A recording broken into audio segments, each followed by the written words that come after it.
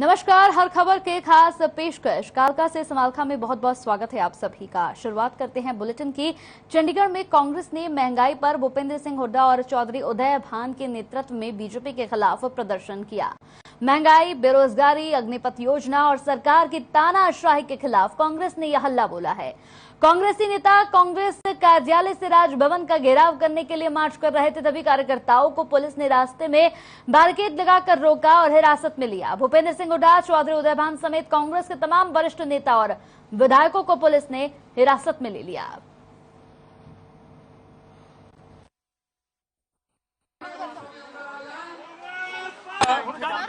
आज किस लिए कांग्रेस के महंगाई और बेरोजगारी से जो लोग परेशान हैं उसके खिलाफ हम प्रदर्शन कर रहे हैं। हुड्डा साहब, क्या ये विधानसभा में मामला उठाओगे आज के बाद? उठाएंगे, जब जो है मुद्दे हैं महंगाई और बेरोजगारी जो है आज ऐसी समस्या जिसे हर व्यक्ति जुलझ रहा है। आज के घेराव से सरकार पर दबाव बनेगा। हुड्डा साहब, कुलदीप बिश्नोई ने चैलेंज किया आपको चुनाव वो कह रहे हैं कि चैलेंज एक्सेप्ट कीजिए, उसके बारे में क्या कहेंगे सर? भूपेंद्र हुड्डा चौधरी सरकार को एक पार्टी को देश साबित करने की जो कोशिश हो रही है ना, उसके खिलाफ ये हमारा संघर्ष है। आज संघर्ष कर रहे हैं, सड़कों पर उतरे हैं, आप भी उतरे पूरे देश में जी कांग्रेस पूरे देश में आज सड़कों पे है। और जब तक इस ढोंगी राष्ट्रवादी पार्टी का बेड़ा हम पार नहीं कर देते, इसको तड़ी पार, जैसे पहले तड़ी पार हुए थे ना, ये ऐसे इनको तड़ी पार करने के बाद ही शांति से बैठे। तो क्या लगता है आप? लगातार बेरोजगारी बढ़ती जा रही है और अग्निपथ योजना करके युवाओं के साथ खिलवाड़ किया जा रहा है। कांग्रेस पार्टी ने निर्णय लिया कि हम सड़क पर उतरकर बढ़ती महंगाई का विरोध करेंगे, अग्निपथ योजना का विरोध करेंगे, बढ़ती बेरोजगारी पे काबू पाए, इसका विरोध करने के लिए पूरे देश में आज प्रदर्शन हो रहे हैं। आज जिस तरीके से बेतहाशा महंगाई हिंदुस्तान की जनता पे, हरियाणा की जनता पे लाद रखी है और महंगाई बढ़ा के केंद्र सरकार सिर्फ पेट्रोलियम पदार्थ पे ही 8 लाख करोड़ प्रति साल जो है अपनी जेब में डाल रही है, जनता पे बोझ बन रहा है। गरीब हो, मध्यम वर्गीय परिवार हो, किसान हो, सब वर्ग हैं वो इसका दंश झेल रहे हैं। तो लगातार बढ़ रही महंगाई को लेकर कैथल में भी कांग्रेस ने लघु सचिवालय के बाहर प्रदर्शन किया है। इस विरोध प्रदर्शन में हरियाणा के पूर्व सीपीएस सुल्तान जड़ोला, अनिल सुरेवाला और साथी सुधीर मेहता समेत कई स्थानीय कांग्रेसी नेता और कार्यकर्ता मौजूद रहे। कैथल में स्थानीय कांग्रेसी नेता और कार्यकर्ताओं ने इकट्ठा होकर प्रदर्शन किया। कांग्रेस नेताओं का कहना था कि महंगाई और बेरोजगारी की वजह से जनता पहले ही निराश थी और अब खाने पीने की चीजों पर भी जीएसटी लगाकर सरकार ने जनता की जेब से पैसे निकलवाने का काम किया है।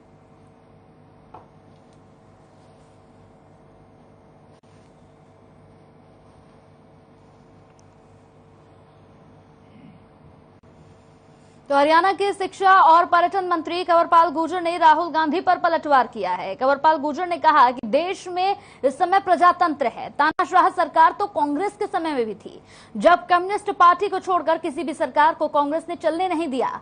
साथ ही उन्होंने कहा कि देश में इमरजेंसी कांग्रेस के समय में भी थी और कहा कि अब अगर इमरजेंसी होती तो पश्चिम बंगाल की सरकार बर्खास्त कर दी गई होती।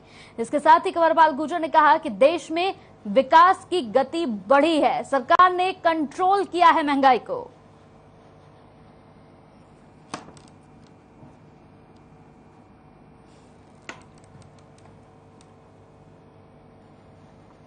खबर अंबाला से है। अंबाला में आज इनेलो पदाधिकारियों और कार्यकर्ताओं ने ताऊ देवीलाल चौक से उपायुक्त कार्यालय तक वृद्धावस्था पेंशन काटने के विरोध में यहां पर प्रदर्शन किया है। उपायुक्त को राज्यपाल के नाम ज्ञापन सौंपा गया। पिछले कुछ समय से हरियाणा सरकार द्वारा दी जा रही बुढ़ापा पेंशन में बड़ी तादाद में बुजुर्गों की पेंशन काट दी गई। जिन बुजुर्गों की इनकम 1,80,000 से ज्यादा है, उनकी पेंशन सरकार ने रद्द कर दी है, जिसको अब इनेलो पार्टी पूरी तरह से यहां पर विरोध कर रही है। इसी कड़ी में आज इनेलो कार्यकर्ताओं ने अंबाला में एक रोष मार्च निकाला और उपायुक्त अंबाला को ज्ञापन भी सौंपा।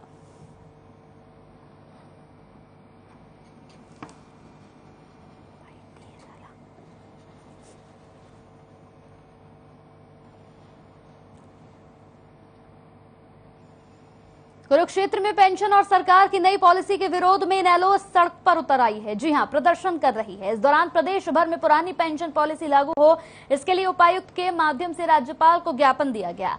आज प्रदेश भर में इनेलो सड़कों पर उतर आई है, रोष प्रदर्शन कर रही है।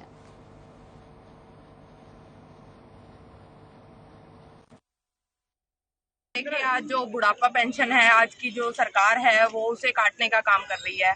और सन 1987 में जो चौधरी देवीलाल जी द्वारा ये बुढ़ापा पेंशन बुजुर्गों के मान सम्मान के रूप में लगाई गई थी, और आज सरकार उसे काटने का काम कर रही है, जो बुजुर्गों के मान सम्मान को ठेस पहुंचा रहा है। तो हमारी पार्टी की ओर से आज हम यहाँ डीसी साहब को ज्ञापन। धर्मनगरी कुरुक्षेत्र को 15 अगस्त से पहले दहलाने की कोशिश को लेकर यहां एसटीएफ की टीम ने नाकाम कर दिया इस पूरी कोशिश को। सूत्रों के अनुसार एसटीएफ ने देसी बम बरामद कर उसे डिफ्यूज कर दिया है, जिस पर टाइमर भी लगा हुआ था। जी हां, कुरुक्षेत्र के शाहबाद उपमंडल के जीटी रोड पर मिर्ची ढाबे के पास से एक संदिग्ध की निशानदेही पर देसी बम को बरामद किया गया। संदिग्ध का नाम शमशेर सिंह बताया जा रहा है, जो पंजाब के तरनतारण का निवासी बताया जा रहा है।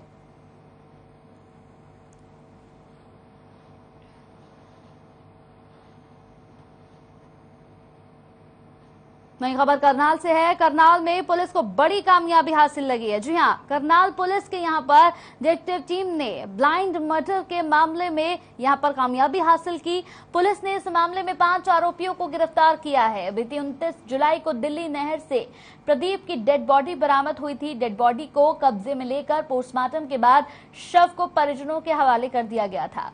अब पुलिस ने इस पूरे मामले में पानीपत से गिरफ्तारी की है। आरोपियों ने कबूला है कि वो नहर के पास बैठकर शराब पी रहे थे, लेकिन जब शराब के लिए पैसे देने से मना कर दिया तो आरोपियों ने प्रदीप को नहर में फेंक दिया। घटना के बाद आरोपी मृतक का फोन और बाइक लेकर फरार हो गए।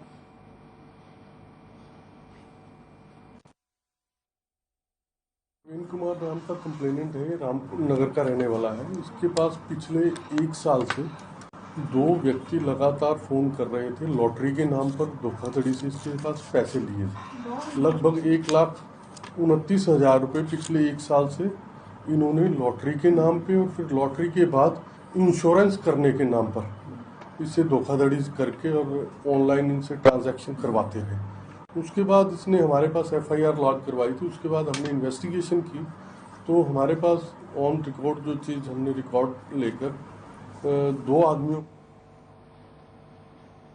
तो 15 अगस्त को सरकार डाकघर बचत योजनाओं को यहां पर साथ ही साथ आपको बताया कि IPPB लिमिटेड को सौंपने जा रही है। सरकार के इस फैसले का अंबाला में विरोध किया गया। National federation of postal employees ने मुख्य पोस्ट मास्टर जनरल हरियाणा परिमंडल कार्यालय के बाहर प्रदर्शन किया और एक रैली निकाली, जिसमें यूनियन ने सरकार के इस फैसले का जमकर विरोध किया। साथ ही सरकार के खिलाफ जमकर नारेबाजी भी की। NEP के प्रधान नरेश गुप्ता ने सरकार पर गंभीर आरोप लगाते हुए कहा कि वर्तमान में जो सरकार है वो हर सरकारी विभाग को प्राइवेट कर रही है। साथ ही कहा कि 10 अगस्त को देश भर के डाक कर्मचारी एक दिन की सांकेतिक हड़ताल पर रहेंगे। उसके बाद भी सरकार ने उनकी मांगों को नहीं माना तो अनिश्चितकालीन हड़ताल भी हो सकती है।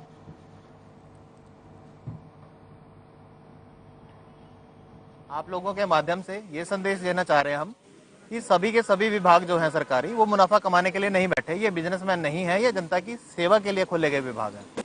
पुराने कई सालों से देश की आजादी से पहले भी डाक विभाग जनता की सेवा करता आ रहा है और आगे भी करता रहेगा, बशर्ते कि सरकार विभाग को जनता की सेवा करने दे। जनता का पैसा, जिसकी 100% जिम्मेवारी सरकार की है, परंतु उस जनता के पैसे को, मेहनत से कमाए हुए पैसे को निजीकरण की तरफ बढ़ावा देने के लिए post payment bank, India post payment bank में सारा का सारा पैसा जनता का ट्रांसफर कर दिया जाएगा। Convener national federation of postal employees Haryana circle, आज हमारा जो ये प्रोग्राम है, जो पिछले दिनों हमने संघर्ष बहुत किए हैं, लेकिन आज की जो आप देख रहे हो जो सरकार वर्तमान में है, वो हर विभाग को कॉर्पोरेटाइज, हर विभाग को प्राइवेटाइज, बैंकों का मर्जन, उसी क्रम को बढ़ाते हुए जो सरकार डाक विभाग की जो छोटी बचत योजनाएं हैं, जो हमारा 3 साल पहले एक IPPB सरकार ने PSU खोला था, उसमें उसको मर्जर करने जा रही है।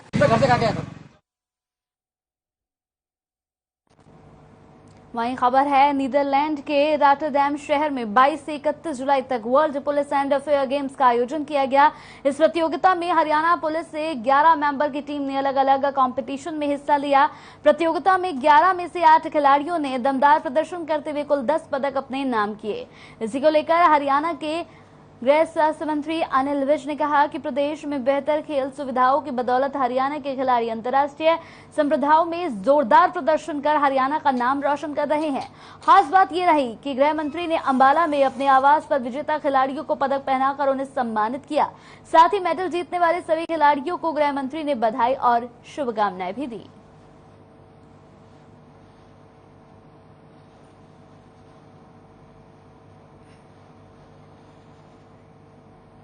तो राष्ट्रमंडल खेलों में पैरा पावर लिफ्टर सुधीर लात ने देशवासियों को खुशी का पल दिया। लगातार 7 बार के नेशनल गोल्ड मेडलिस्ट सुधीर से राष्ट्रमंडल खेलों में देश के लिए पैरा पावर लिफ्टिंग में गोल्ड जीता।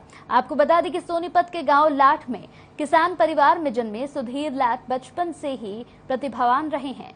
महज 5 वर्ष की आयु में पैर में परेशानी के चलते वो दिव्यांग हो गए थे, लेकिन इसके बावजूद भी उन्होंने कभी हार नहीं मानी और वर्ष 2013 में शरीर को फिट रखने के लिए उन्होंने पावर लिफ्टिंग शुरू की थी। उसके बाद बेहतर अभ्यास के चलते इसे जीवन का हिस्सा बना लिया और महज 2 वर्ष की मेहनत करके वो नेशनल तक पहुंचे और नेशनल में सोना जीतकर यानी कि गोल्ड मेडल जीतकर प्रदेश का नाम रोशन किया।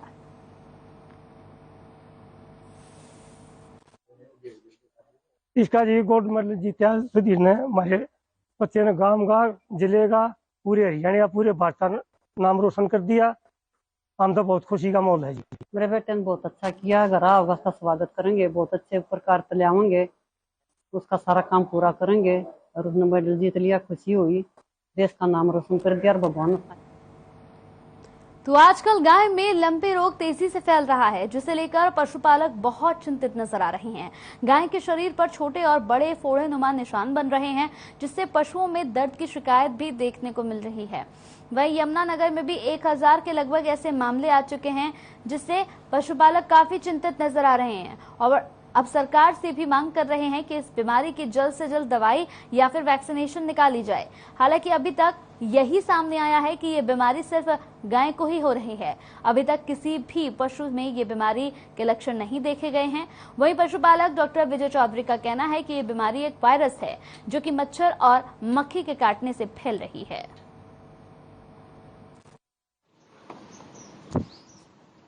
आजकल हम देख रहे हैं एक गायों में बीमारी, नई बीमारी आई है जो पहली बार ही देखने को मिली है। इसको लंपी स्किन डिजीज। ये बीमारी वायरल बीमारी है जो वायरस के द्वारा हो रही है और ये मच्छर काटने या मक्खी के काटने से होती है। इस बीमारी में एक्यूट बीमारी है। इसमें गाय का बुखार एकदम बढ़ जाता है 104। चलिए, यहाँ वक्त हो गया एक छोटे से ब्रेक का। एक छोटा सा ब्रेक लेते हैं, जल्द हाजिर होंगे कुछ और खबरों के साथ।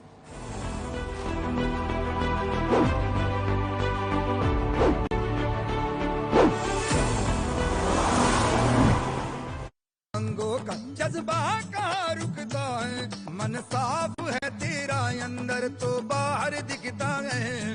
जो अच्छा हो, जो सच्चा हो,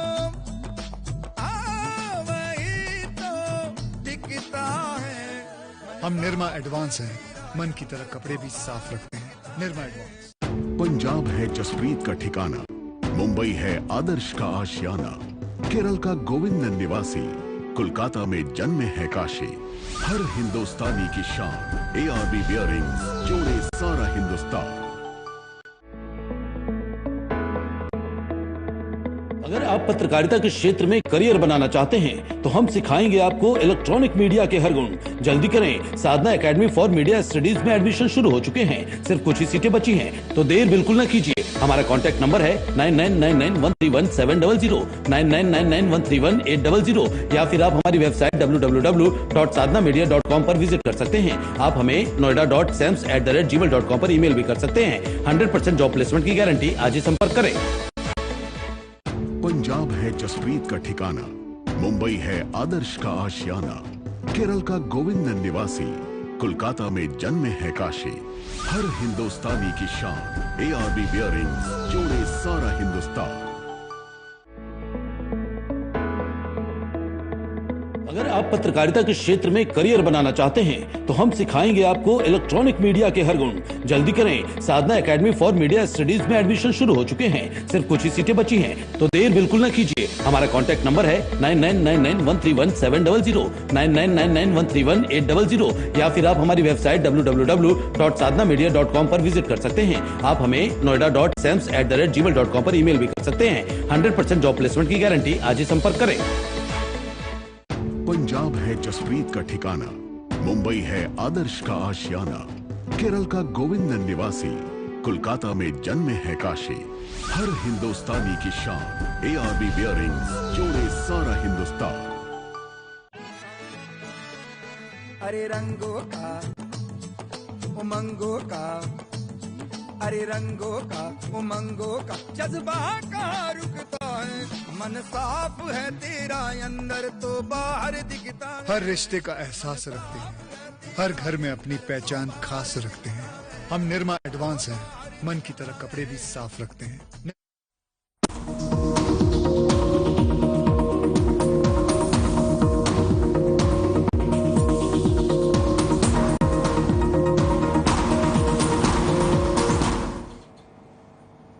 ब्रेक के बाद स्वागत है आपका। तो डोंगरगढ़ में बीजेपी के पूर्व विधायक रामजी भारती एक बार फिर से विवादों में आ गए हैं। दरअसल प्रेस क्लब डोंगरगढ़ के सदस्यों ने पूर्व विधायक पर लगातार डराने, धमकाने, दबाने और मानसिक रूप से प्रताड़ित करने का आरोप लगाया है।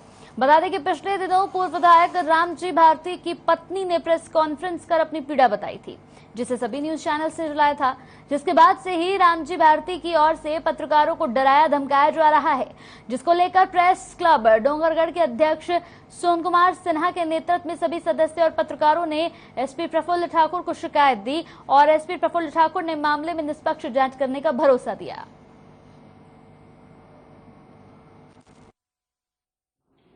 डोंगरगढ़ प्रेस क्लब के जो सदस्य हैं और हमारे कुछ डोंगरगांव और राजनांदगांव के साथियों के द्वारा आज हम SP से मुलाकात किए हैं। रामजी भारती डोंगरगढ़ के पूर्व विधायक रह चुके, भारतीय जनता पार्टी विधायक है, वो विधायक थे और उन्होंने क्या, उनकी जो पारिवारिक लड़ाई है उस पारिवारिक लड़ाई में मीडिया को घसीटना चाह रहा है, तो उन्होंने राजनांदगांव के कुछ साथियों को, डोंगरगढ़ के कुछ साथियों को मानहानि का नोटिस दिया है। किसी को 10 लाख, किसी को 15 लाख और अपने जो परिवार वाले उनको 50-50 लाख का भी किया है, सब बोला जाता है।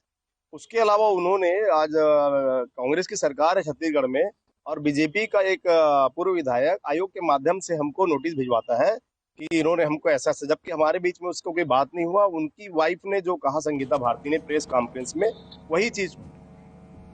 तो वहीं पटना से विधायक और हरियाणा वेयरहाउस के चेयरमैन नयनपाल रावत ने कांग्रेस पर जमकर यहां पर निशाना साधा। जिला शिक्षा विभाग के अधिकारियों के साथ विधायक नयनपाल रावत ने बैठक ली। बैठक में शिक्षा अधिकारी ने कहा कि स्कूलों में हो रही समस्याओं का जल्द से जल्द समाधान होगा। विधायक नयनपाल रावत ने कांग्रेस की ओर से किए जा रहे धरना प्रदर्शन को लेकर कहा कि सत्ता में रहते हुए कांग्रेस ने लोगों के लिए कुछ नहीं किया। उनके पास तो अपार धन है जो उन्होंने सत्ता में रहते हुए कमाया है, इसलिए उनको महंगाई से कोई लेना देना नहीं है। बैठक में मुख्य रूप से जिला शिक्षा अधिकारी मनीष चौधरी सहित अन्य अध्यापक मौजूद रहे।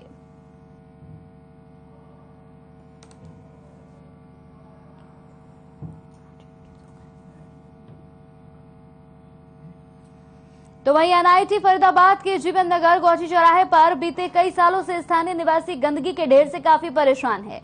यहां से लोगों को निकलना काफी मुश्किल हो गया है। डंपिंग यार्ड के आसपास काफी सारे लोग रहते हैं। यहां पर पड़े कूड़े के ढेर में आने वाली बदबू के चलते लोग पलायन तक कर रहे हैं। शनिवार के दिन इसी जगह पर नगर निगम ने अवैध मेला लगाकर पैसे की वसूली करती है। इस समस्या को लेकर स्थानीय लोगों ने नगर निगम से लेकर सरकार के नुमाइंदों तक अपनी फरियाद लगाई, लेकिन इस पर अभी तक कोई कार्रवाई नहीं हुई, जिसको लेकर स्थानीय निवासी नगर निगम मुर्दाबाद के नारे लगा रहे हैं। गंदगी बहुत ज्यादा है, सब जगह हमने शिकायत कर ली, पार्षद से शिकायत कर ली, नगर निगम में शिकायत कर ली, प्रशासन से शिकायत कर ली और कोई सुनवाई हमारी हो ही नहीं रही। कौन सी जगह है ये गौची है जी, गौची पीर बाबा गौची मोड़। ये कम से कम 4-5 साल हो गई थी। हाँ जी, और सेक्टर 55 भी है के बराबर में। कोई मान लो ये तो हुड्डा के सेक्टर में रहे, इनकी भी सुनवाई ना हो रही बेचारों की। कार्य सफाई के लिए है जी, सफाई नहीं हो रही और दुनिया भर का गंद यहाँ आ रहा है चारों तरफ का। नाइट का मेरे हिसाब से तो यहीं आके गिरता है। इसमें 4-5 आदमी भी गुजर गए, मरे पड़े पाए, पुलिस को ऐसा लगे उठा के लेके गए। पेपर में भी आई है, हमने भी काफी कुछ किया, आपके सामने है। मतलब ये पशु भी यहाँ है जी, ये पैदल निकलने का तो दुश्वार है, वो बच्चे बीमार हो जाएंगे, हम भी आएंगे तो बीमार हो जाएंगे। ये सामने मार्केट है, ये आधी बार खुलते हैं, आधी बार नहीं खुलते। तो नारनौल क्षेत्र के दर्जनों गांवों में पिछले काफी दिनों से पानी भरा हुआ है, जिसकी वजह से किसानों की फसलें बर्बाद हो रही हैं। पूर्व वित्त मंत्री कैप्टन अभिमन्यु ने कहा कि क्षेत्र के दर्जनों गांवों में जलभराव की स्थिति बनी हुई है और जलभराव की समस्या के लिए प्रशासन के अधिकारी जिम्मेदार हैं। किसानों को उनके फसलों के लिए मुआवजा मिलना चाहिए। वो इस बारे में प्रदेश के मुख्यमंत्री से बातचीत करेंगे। पूर्व वित्त मंत्री कैप्टन अभिमन्यु ने कहा कि कुलदीप बिश्नोई कांग्रेस छोड़कर बीजेपी में शामिल हुए हैं, जिसका वो स्वागत करते हैं।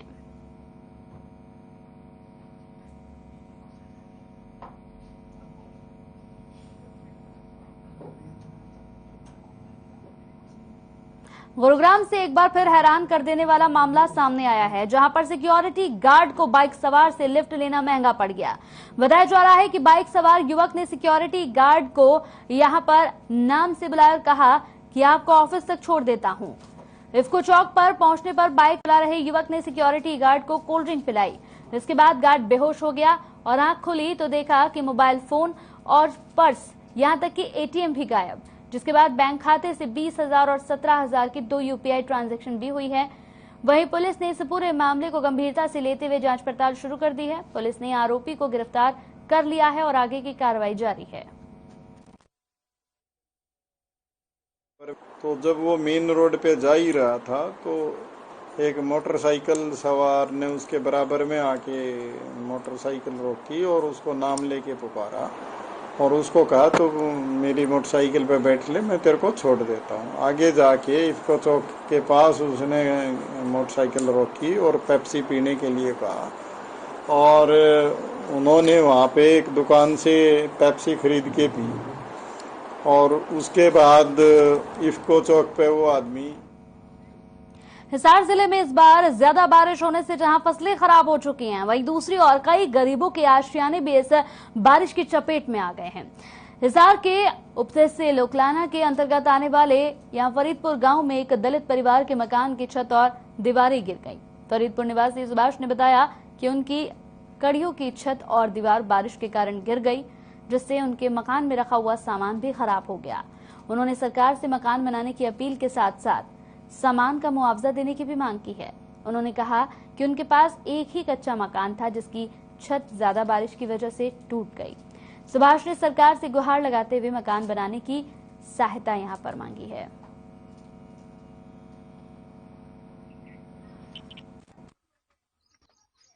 लकड़ी की छत है जी, कच्चा मकान है। तेज बारिश के कारण मेरा मकान गिर गया।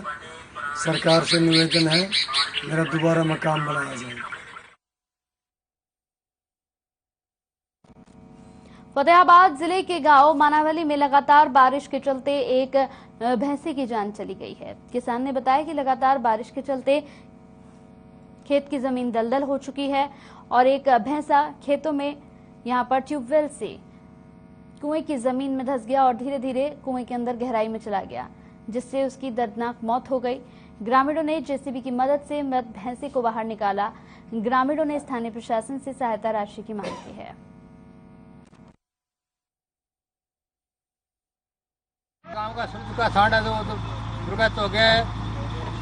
दर्द के अंदर पड़ने से बारिश की वजह से वो मर गया है और वो आपकी रिक्वेस्ट है जो आपको जो 2 रुपए सरकार देती है तो वो दिलवा दो आपकी। चलिए इसी के साथ इस बुलेटिन में मेरे साथ इतना ही। नमस्कार।